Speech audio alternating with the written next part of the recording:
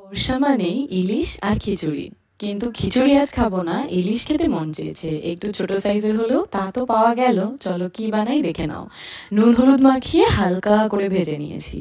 এইবার একটা বাটি নিয়ে তার মধ্যে দিয়েছি সর্ষে আর কাঁচা লঙ্কা, আগে থেকে বেটে রাখা ছিল, সেটাই 2 চামচ মতন।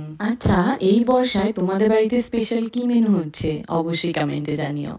আর দিয়ে দিলাম 1.5 চামচ মতন টক দই, যেটা আগে থেকে ফেটিয়ে রেখেছি। দিলাম ছোট 1 বাটির মতন নারকেলের দুধ, আর দিচ্ছি স্বাদ মতো নুন হলুদ। সর্ষে বাটার সময় নুন ছিল, মাছ ভাজার সময় নুন ছিল, সেই বুঝে দিতে হবে। এইবার সেই হালকা করে ভেজে রাখা ইলিশ মাছগুলো টিফিন বক্সে নিয়ে এই সর্ষে বাটাটা দিয়ে দিলাম, আর তার সাথে দিলাম সেই মাছ ভাজার তেল আর কয়েকটা কাঁচা লঙ্কা দিয়ে এবার 15 থেকে 20 মিনিট মতন স্টিম করে নিলে রেডি আমাদের ভাপা সর্ষে ইলিশ। এটা কিন্তু কাঁচাও করা যায়। যাই, আমি এটা গরম ভাতে এনজয় করি, তোমরা কিন্তু জানাতে ভুলো না।